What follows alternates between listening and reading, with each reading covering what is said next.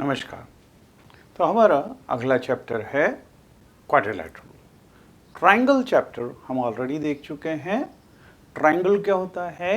जब तीन non collinear points को लाइन सेगमेंट से ज्वाइन करते हैं, the figure obtained is triangle. अब हम क्वाड्रिलेटरल के लिए देखें कि क्वाड्रिलेटरल के लिए क्या कंडीशन होती है। Now if 4 points are given, जैसे ट्रायंगल में हमने देखा था कि अगर तीन नॉन कोलिनियर पॉइंट्स दिए हुए हैं और उनको हम अगर लाइन सेगमेंट से ज्वाइन करें तो ट्रायंगल बनता है। अब अगर 4 पॉइंट्स दिए हुए हैं और ये 4 पॉइंट्स अगर कोलिनियर हैं, इनको ज्वाइन करने से क्या कोई फिगर बनेगा? वो सिर्फ स्ट्रेट लाइन जैसा लाइन सेगमेंट बनेगा। अगर 3 पॉइंट्स कोलिनियर हो, चौथा पॉइंट ऊपर हो, 3 पॉइंट्स अगर एक पॉइंट यहाँ पे, एक पॉइंट यहाँ पे, एक यहाँ पे, 3 कोलिनियर है और चौथा यहाँ पे, अब इनको अगर ज्वाइन करेंगे तो एक ट्रायंगल बनेगा।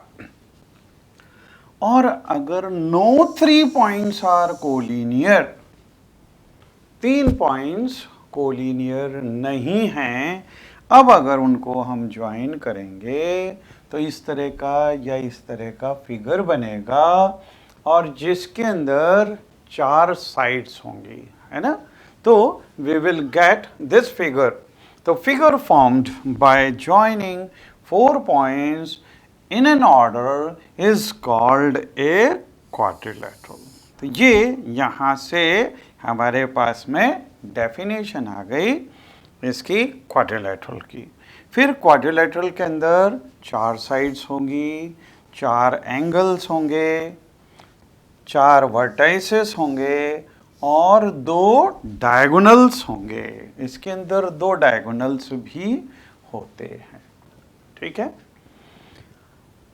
अब एक चीज़ आप देखें, ये फिगर, ये क्वाड्रिलेटरल हम इन जनरल हमारे ज्योमेट्री के अंदर यूज़ नहीं करते। Now in geometry only special type of figures are considered,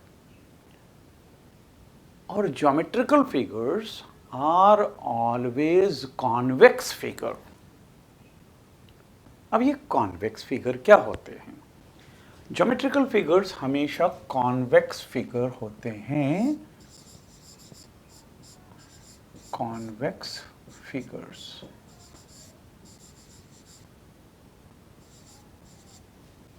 अब कॉन्वेक्स फिगर्स क्या होते हैं? कॉन्वेक्स लेंस पढ़ा हुआ है आपने, है ना?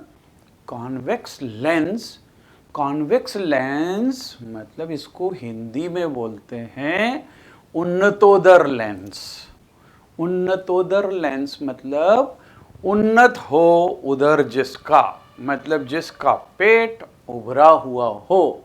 तो कॉन्वेक्स लेंस अगर आप देखेंगे तो कॉन्वेक्स लेंस इस तरह के होते हैं, इसका पेट उभरा हुआ है दोनों साइड से। और जबकि कॉनकेव लेंस क्या होता है? कॉनकेव लेंस अगर देखेंगे तो कॉनकेव लेंस इस तरह का होता है, इसको बोलते हैं नतोदर लेंस। नतोदर लेंस मतलब जिसका पेट अंदर की तरफ पिचका हुआ हो। अब इस फिगर में और इस फिगर में डिफरेंस क्या है?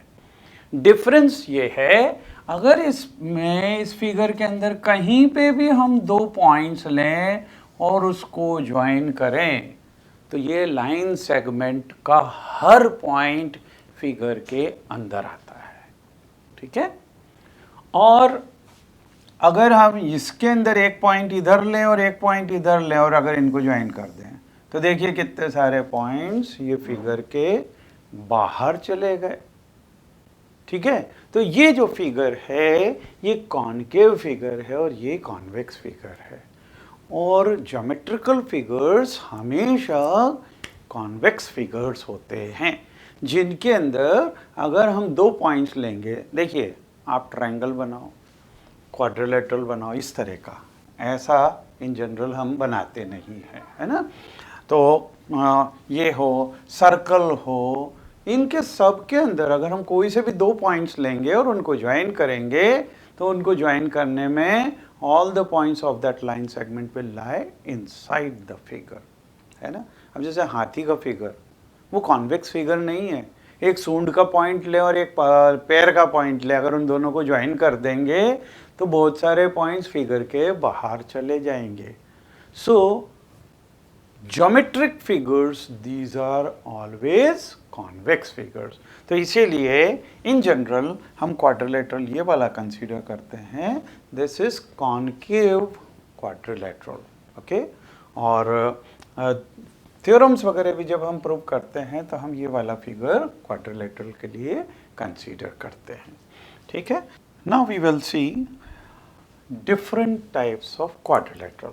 ये हालांकि आपने ऑलरेडी छोटी क्लासेस में इसके बारे में पढ़ा हुआ है। अब देखिए यहाँ पे सबसे पहले देखें ट्रेपेजियम, ये ट्रेपेजियम कहलाता है। तो ट्रेपेजियम के अंदर क्या होगा, one pair of opposite side these are parallel, others are not parallel.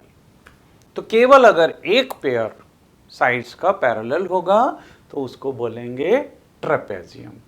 लेकिन अगर दोनों पेयर्स ये भी पैरेलल हो गए और ये भी आपस में अपोजिट साइड्स पैरेलल हो गई, so if two pair of opposite sides these are parallel then this is called parallelogram, right.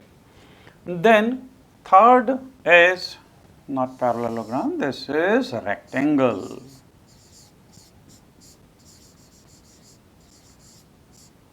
Next is rectangle.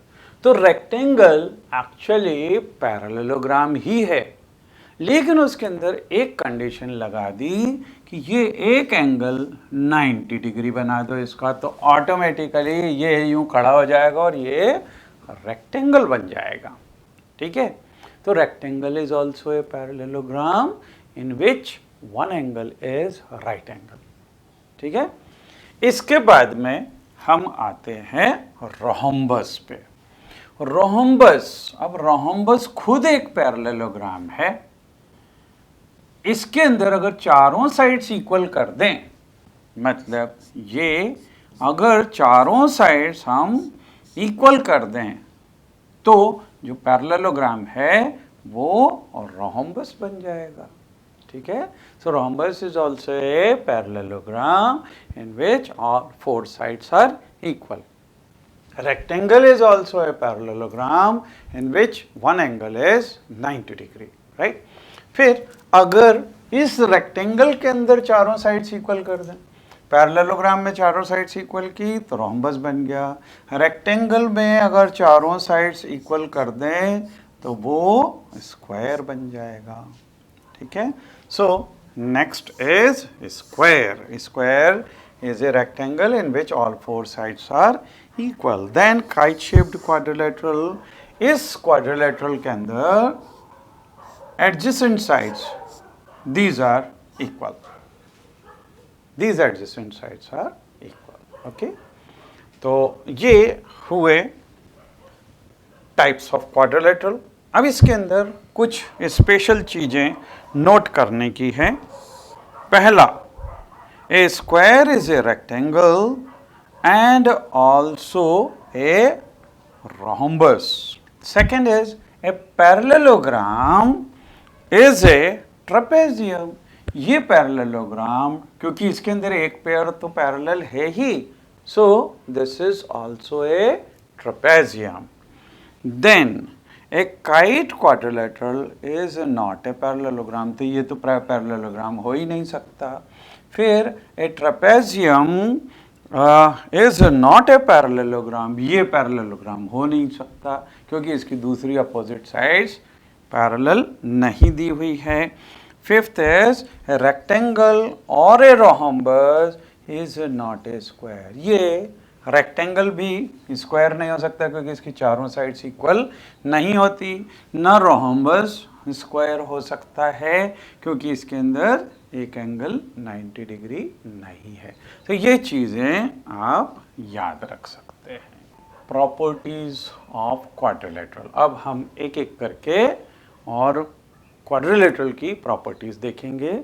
सबसे पहली प्रॉपर्टी है the sum of the angles of a quadrilateral is 360 degree. तो हमने triangle के लिए तो देखा हुआ है कि ट्राइंगल के अंदर इंटीरियर एंगल्स का सम 180 डिग्री होता है। इसके लिए हमको प्रूव करना है, गिवन में तो क्या है, ABCD इज एनी क्वाड्रिलेटरल। तो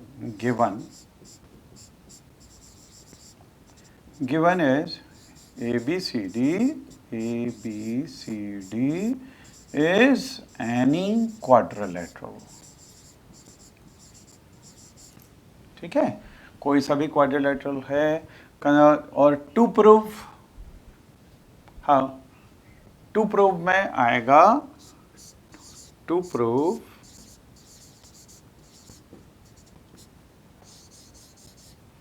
ये आएगा angle A plus angle B plus angle C plus angle D is equal to 360 degree. ठीक है, और कंस्ट्रक्शन में हम करेंगे, ये सबसे पहले लिखना है, फिर ये लिखना है, और थर्ड नंबर पे कंस्ट्रक्शन आएगा जॉइन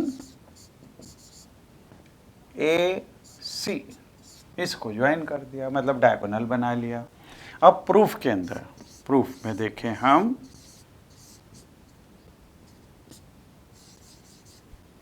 इन ट्रायंगल, सबसे पहले ABC में, in triangle ABC angle CAB, angle CAB plus angle ABC, angle ABC plus angle ACB is equal to 180 degree. ये फर्स्ट इक्वेशन हो गई। तो ये इस ट्रायंगल के अंदर। अब हम लेंगे इस ट्रायंगल में। सो इन ट्रायंगल ADC, वापस से एंगल सम प्रॉपर्टी से सब एंगल्स का सम 180 आएगा। Means angle CAD plus angle ADC plus angle ACD is equal to 180 degree. ये सेकंड इक्वेशन हो गई। एडिंग 1 and 2, एडिंग 1 and 2, इन दोनों को अगर हम ऐड कर दें तो देखो यहाँ पे आएगा एंगल CAB और यहाँ पे CAD, एंगल CAD प्लस ये एंगल ABC प्लस इधर एंगल ADC प्लस यहाँ पे ACB, एंगल ACB और प्लस ये angle ACD is equal to 180 plus 180। Right. अब देखो इन दोनों को अगर हम कंबाइन करें और इधर इन दोनों को कंबाइन करें तो CAB मतलब ये वाला एंगल है ना, और angle CAB means this angle and this angle है CAD। तो CAD ये एंगल पूरा टोटल क्या हो गया, एंगल A प्लस ABC मतलब ये वाला एंगल, इसको हम लिख सकते हैं angle B plus angle ADC मतलब ये वाला angle, so this is angle D plus और एंगल ACB मतलब ये वाला एंगल एंड ACD मतलब ये वाला एंगल। तो इन दोनों को अगर कंबाइन करें तो ये हो जाता है angle C is equal to 360 degree, so this thing is proved. ये चीज प्रूव हो गई, ठीक है। तो हमेशा याद रखना है sum of the interior angle of a quadrilateral is 360। अब इसमें क्वेश्चंस जो डिजाइन हो सकते हैं वो कैसे हो सकते हैं, हमारे पास में 4 एंगल्स है, उसमें से 3 दे दें और चौथा पूछ लें। सो you can do the questions based on it. Now come to next. Now in properties of the parallelogram, first property is diagonals of a parallelogram divide it into 2 congruent triangles. So first of all, what is given in this? Given ABCD is a parallelogram. ABCD is a parallelogram, ठीक है, ये दिया हुआ है और हमको prove करना है diagonal of a parallelogram divided into 2 triangles. तो कोई सा भी डायगोनल हम ले लें। सपोज पहले हम ये वाला डायगोनल लें और हमको ये प्रूव करना है कि ये दोनों ट्रायंगल्स कॉन्ग्रुएंट होंगे। ABCD is a parallelogram. AC is its diagonal. AC is its diagonal. Now to prove, हमको प्रूफ करना है कि triangle ABC is congruent to triangle ADC. We have to prove this. ठीक है, अब प्रूफ देखें। Proof, अब देखिए ट्रायंगल्स को कॉन्ग्रुएंट प्रूव करने के लिए आपने टोटल 4 थ्योरम्स की हुई है। पहला है SAS, मतलब 2 ट्रायंगल्स के अंदर 2 साइड्स और उसके बीच का एंगल, और यहाँ पे 2 साइड्स और उसके बीच का एंगल, अगर ये दोनों इक्वल हों तो 2 ट्रायंगल्स कॉन्ग्रुएंट होते हैं। So first is SAS।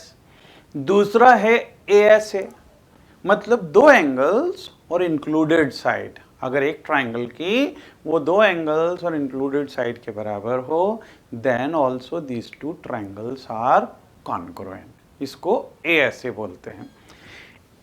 इसकी एक कॉरोलरी होती है। कॉरोलरी मतलब a result which is based on the theorem, उसको बोलते हैं कॉरोलरी। तो कॉरोलरी क्या है कि ASA थ्योरम में तो 2 एंगल्स वो बीच की साइड होनी चाहिए, लेकिन कॉरोलरी बोलती है कि 2 कोई से भी एंगल हो और नॉन इंक्लूडेड साइड भी ले सकते हैं। तो 2 एंगल्स लिए और इंक्लूडेड साइड होना ज़रूरी नहीं है, कोई सी भी साइड अगर इक्वल हो तो भी 2 ट्रायंगल्स कॉन्ग्रुएंट होंगे। और कैसे होंगे, क्योंकि अगर 2 एंगल्स इक्वल हैं तो ऑटोमेटिकली तीसरा एंगल इक्वल होगा। क्यों? एंगल सम प्रॉपर्टी कि sum of the interior angle is 180, तो 2 एंगल जब इक्वल है तो ऑटोमेटिकली तीसरा एंगल भी इक्वल हो जाएगा। This is corollary of ASA theorem, ठीक है। तीसरा होता है SSS कॉन्ग्रुएंसी, मतलब अगर एक ट्रायंगल की 3 साइड्स दूसरे ट्रायंगल की तीनों साइड्स के इक्वल हो, then the 2 triangles are congruent. इसको बोलते हैं SSS कॉन्ग्रुएंसी। और चौथी होती है RHS। RHS मतलब right hypotenuse side theorem. Right मतलब 2 ट्रायंगल्स में से दोनों को राइट ट्रायंगल होना चाहिए। R मतलब राइट, H मतलब हाइपोटेन्यूस, तो हाइपोटेन्यूस भी इक्वल होना चाहिए, तो एक तो राइट एंगल और हाइपोटेन्यूस होना चाहिए। और S मतलब एक साइड, कोई सी भी हाइपोटेन्यूस के अलावा कोई सी भी एक साइड और इक्वल हो, then the 2 triangles are congruent. इसको बोलते हैं RHS कॉन्ग्रुएंसी, ठीक है। अब यहाँ पे हम कोई एक थ्योरम लगा के और इसको प्रूफ करेंगे, ठीक है। तो देखिए यहाँ पे इन दोनों ट्राइंगल्स में हमको मालूम है कि चूंकि ये पैरेललोग्राम है, so since A B is parallel to DC and AC is transversal, therefore this angle will be equal to this angle. Reason is alternate angle. ये देखो Z बन रहा है शेप, है ना। फिर दूसरी चीज, AD is parallel to BC and AC is transversal, so this angle will be equal to this angle. ये भी इसके अंदर उल्टा Z वाला शेप बन रहा है, so these are also alternate angle. And the third thing is this side is common in this triangle and in this triangle.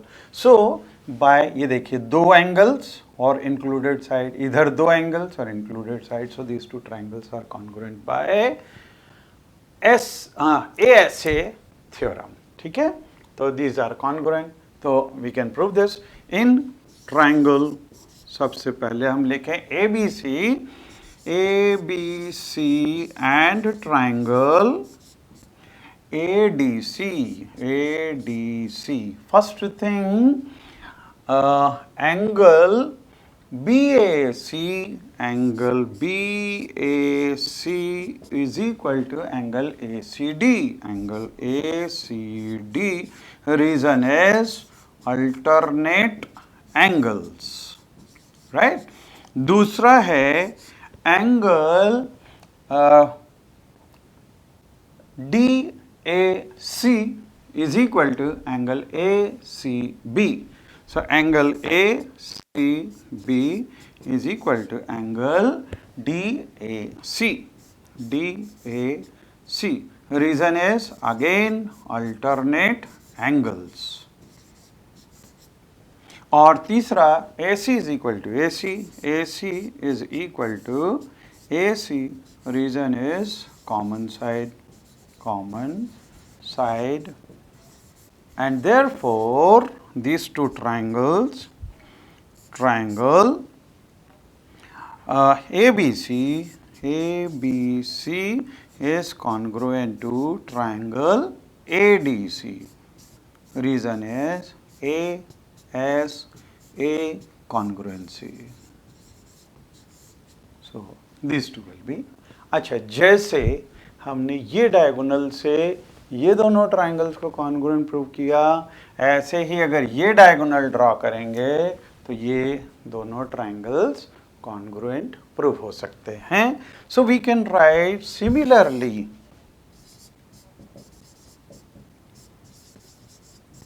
For diagonal BD. अगर ये लेते हैं तो ट्राइंगल ABD